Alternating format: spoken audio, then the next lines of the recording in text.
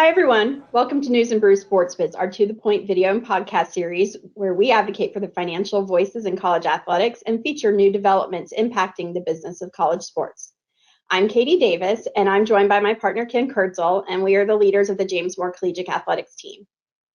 We're excited to have you join us today as Katie and I chat with our special guest and colleague, Marie Hibbert. She is the Director of Business Intelligence and Data Analytics for our firm. Hi, Marie. Hi. A topic that we've discussed a lot on here is the idea of telling your financial story and utilizing financial information to proactively support your strategic goals. Yeah, and something we hear a lot is that business offices have a lot of pain points around this. And, gathering financial information is time consuming, especially when you have to follow your university's general ledger structure that may not align with your EADA or NCAA reporting. And it may be a little bit difficult to really tie in some of your financial information to normal decision making because it takes so long to get that information together. So we have some ideas, and this is what we really want to share today. Funny thing is, I had a conversation last week with a business manager who said he would pay $5,000 out of his personal money to save time that he spent preparing financials. So, I can definitely say with confidence there's a need for some ways where you can work smarter as opposed to working harder. And, a lot of you have data analytics professionals or tools that are on staff. And of course, those individuals are generally utilized for revenue generating activities or other external operations. But we know that the business offices very rarely invest in themselves, especially when budgets are tight. And we just want to give you some thoughts where you can maybe think through a different way of how you can maybe utilize data analytics within the business office to help make your jobs easier, maybe even fill some vacant positions and help you focus more time on telling your financial story and driving change as opposed to gathering information. So with that, Marie, tell us a little bit about data wrangling. So I think when I first heard the term data wrangling, I had this vision in my mind of a cowboy with a lasso and those huge Sesame Street letters, right? And he was wrangling the Sesame Street letters. But really data wrangling is the repetitive exercise that is undertaken, whether that's on a weekly, daily, or monthly basis to pull all of the data together, right? Oftentimes we're working on reporting or we're trying to answer a hard business question. It'd be great if all of that data was in one system, but oftentimes, right, it's not. It's going to be in a bunch of disparate systems, and you're going to try to cobble it together in Excel, and inevitably, right, the formatting's wrong, and there's extra rows. So you're just spending a lot of time just massaging and manipulating the data instead of actually being able to analyze it. So the concept of data wrangling is really about being able to go into these source systems, pull down the data in kind of a repeatable fashion and normalize it, right? Get it to a format that allows you to actually interact with it in a different way. That's fascinating, Marie. So to analyze that data, it kind of implies that that they first need to know what they want to measure. So how do you recommend that athletic business officers identify what they need to measure? Right. So I think the first thing is what are the questions you're trying to answer? What are the problems you're trying to solve for? Are you trying to understand why expenses are increasing? Are you trying to understand, what's going on with revenue? Why there are certain patterns in your data? Are you surprised by a number that comes through that you didn't expect? Or alternatively, are there strategic objectives that you as your in the program you're trying to hit certain targets? So I think the first exercise is to understand before you even start going to collect the data, what do we want to know? What questions am I being asked that I can't provide timely information on, or I can't answer the question because I don't even know where to start, or I don't think I have access to the data. Mm-hmm. Yeah, I think so often athletics business managers have a lot to share. This year has been a little different, of course, when you're living in your budget every day. But in normal years, oftentimes the business office acts more as a historian as far as financial reporting, and especially as it ties in with key performance indicators or metrics that others, rely on or care about. And so that's something that, we think that if you have the ability to really come with really good information up front, you can help to support your athletic directors and the rest of your strategic team and even your university as a whole with better information to help with decision making up front. But of course, you have your metrics and you have the data that you've wrangled. So now, of course, you have to tell the story, and we say a lot about putting color around the numbers, and a picture's worth 1,000 words. And how is it that you do that and use the data to tell your story, Marie? Well, I think you have to be really careful about which visualizations that you're using to tell your story, right? It's great to have pretty pictures and to have summarized data, but if the graphic that you're using or the visualization you're using isn't actually representative of what you're trying to get across in a meeting, people will get lost in the details. So if you're showing a bar graph, and it would have been better as a pie chart, right? It would have been more impactful. It would have shown the information better. I think people lose sight sometimes of how to represent the data in a way that's meaningful, right? Because you don't want to have to spend so much time articulating what that visual is trying to get across. You really want to make sure that you're pairing the right visualization with the messaging you're trying to impart on whoever the audience is. Mm-hmm. So as you're looking at that, how often do you recommend that they're looking at this data to help tell a story? And are there other ways, in addition to the visuals like a pie chart or a graph, are there other things and other ways that you can help to tell the story, especially if you're mingling in financial and non-financial information? Sure, absolutely. I think ultimately, right, that how often are you doing the data exercise really depends on who's asking the question and how often are they asking the question. There's obviously, as you automate the data wrangling process, you have this ability now to do it more often. You're not stuck with only doing it once a quarter or once a year because the exercise is so painful, right? And the entire staff run out of the building because it's time to do the data exercise, right? So, as you automate those processes and you make it more repeatable, you're able to then start doing it daily or weekly or monthly.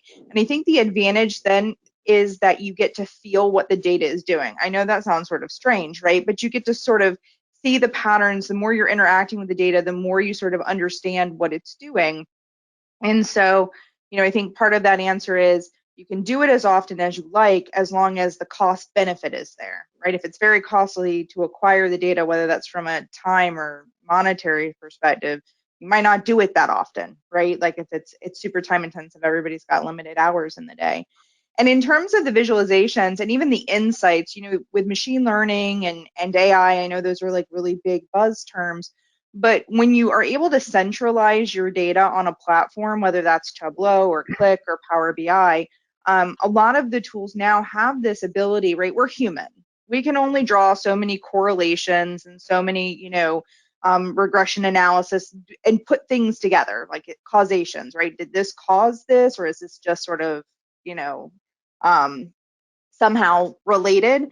And so with these tools now, you have this ability, it's able to ingest all of this data and give you insights you might not even have really been able to put together. Like I think we saw in some of the metrics we were doing, donors and game day guarantees or something, right? Something that you maybe wouldn't have put together naturally, that because those engines, right, are able to process through it, they're able to provide those insights. So I think there's kind of like 87 different ways to present the data, and there really is sometimes more than one way to do it. It's really about learning the tools and learning about what your audience likes to see and how they like to interpret the information. No, that's great, Maria. It's a great summary. And once we get to that stage, how do you suggest that business offices can use that data to both make key decisions and then as well drive organizational change? Right. So I think when it comes to it's making sure that the story you're trying to tell is in line with your organizational objectives, or what you're trying to do with you in the organization. So let's say, for instance, you're trying to enhance the student experience in your athletic program. So maybe that's not all quantitative data. Maybe some of that's qualitative data that requires surveys and things. And what you want to do, right, is be able to track how you're performing against that metric. So it's setting a goal and saying, you know, we want to see improvement of X within the next 6 months, and then tracking that and then looking at how you're progressing against that, you know, that metric. And I think that ultimately, you know, you can't, it's hard to make change if you're not measuring something. So how do you know if you're improving, right? It's just sort of a gut feeling. People are smiling at you as you're walking across campus. Probably not, right? So it's really about capturing the data in a way that's meaningful and then partnering that against your strategic objectives and then making a plan, right? So then it's a tactical plan of, yeah, we didn't hit it.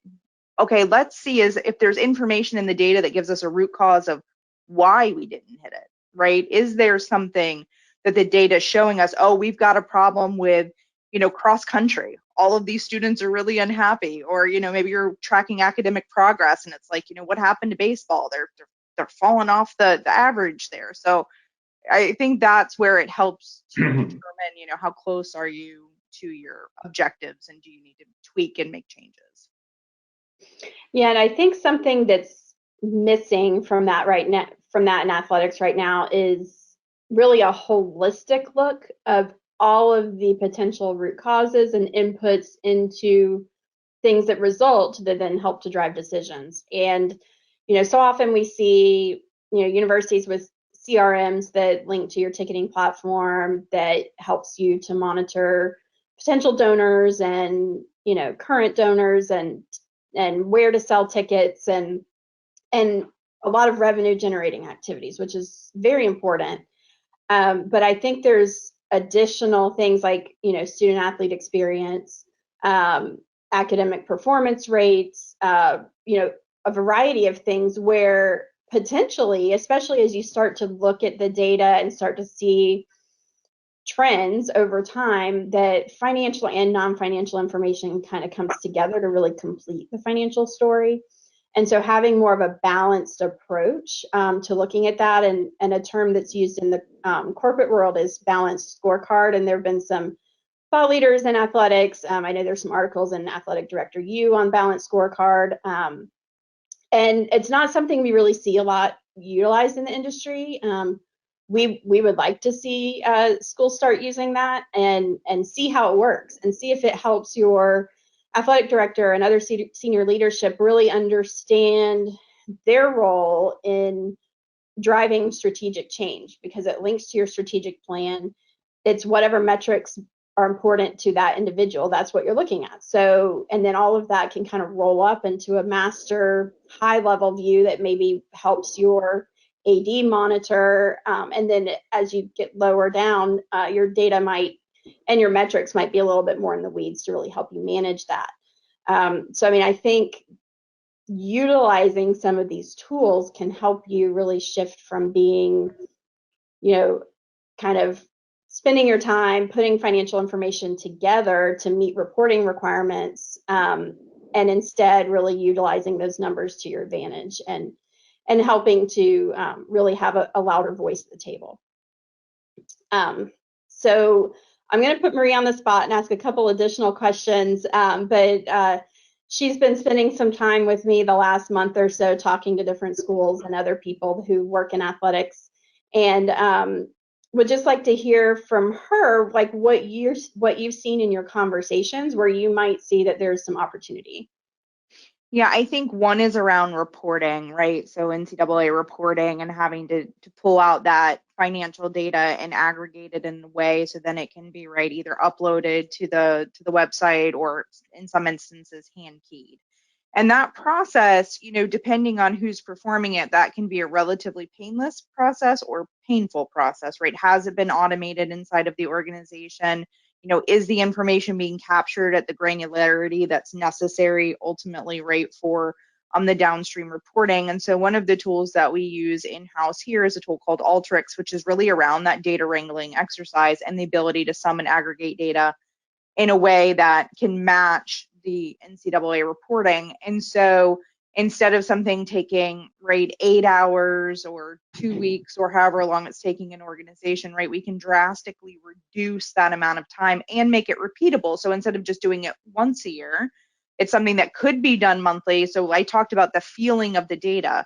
Well, if you're doing this process monthly because it's fast now and you're not having to manually manipulate your data, you can say, oh, something came through in February, I'm going to need to adjust that. So instead of waiting, right, until the very end of the year to do all of these adjustments, you can be doing them as the months are progressing. So you're not doing this huge data exercise at the end of the year. So I think there's a pretty significant time savings, especially if, right, just the exercise of pulling the data and then getting it in the right, with the right line items and then doing your matching back and forth. I think that that could be a huge opportunity for people out there right now that might be spending a lot of time trying to put that all together. Yeah, thank you, Marie. And a point you made earlier, it was interesting. We pulled, just to kind of do some exercises behind the scenes, is we pulled all the night commission data and into our system to see where we were where our system was even using its own mind to look for correlations. And it was really interesting. Something I never thought about was the correlation between the level of donations you get and the amount of game guarantees that you pay. And it makes complete sense. I don't know if that particular metric will help drive any change or anything, but it goes to show that when you put everything together, you might look at something a little bit differently, especially when you're in the weeds and you find one thing to kind of focus on and really try to hit home, especially if it's to complete the story that maybe the media is missing, or to help your AD better communicate with the president or your league about certain information. So, not missing out on potentially other information if you have everything in one place. So that was just another interesting thing that I saw that it was kind of a light bulb moment for me.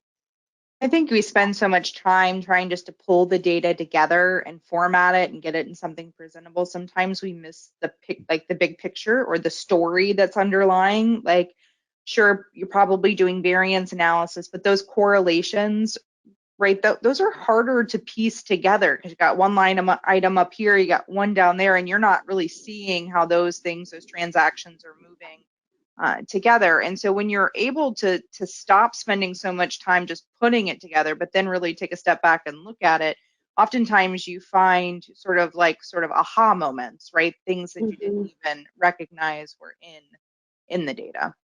Mm-hmm.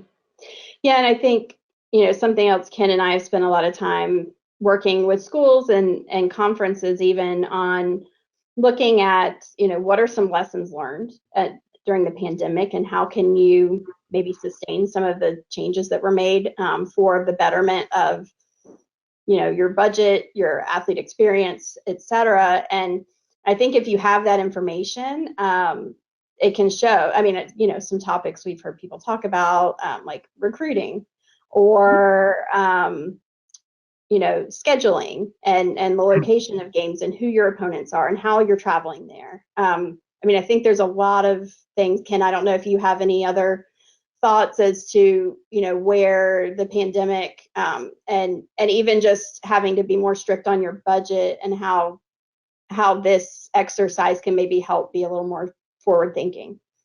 Yeah, no, I think you hit on a couple of the big ones. I mean, the biggest one I think that we've heard the most is in the travel area, just really looking at from a scheduling standpoint, are there things that can be done to really help reduce the amount of overnight stays, which not only saves money, but also saves time away from classes for student athletes and can help them and improve their experience from that standpoint. So there's a lot of things in the travel area, and that also involves, a lot with respect to scheduling and then coordination with other schools and so forth. That I'd be surprised if we don't see some long-lasting impact of that carried on after the pandemic is over.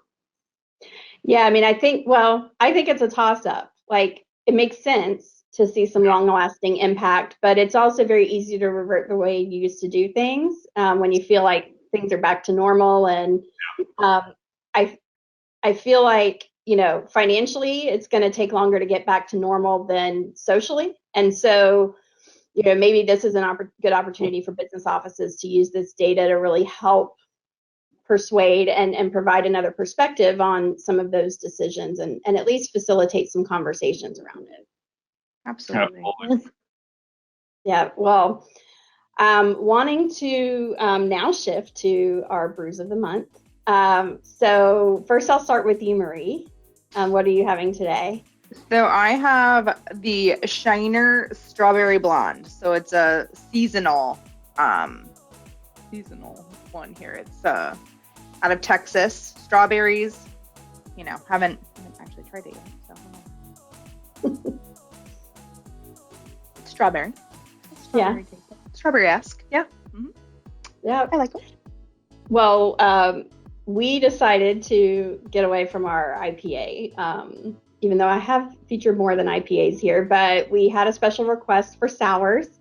And so I am having it's from Tripping Animals Brewing, which is in South Florida. And it's a limonada sour ale with lemon and tea. So I felt like, okay, it's an Arnold Palmer, it's sporty, and I do like Arnold Palmers. I don't love sours.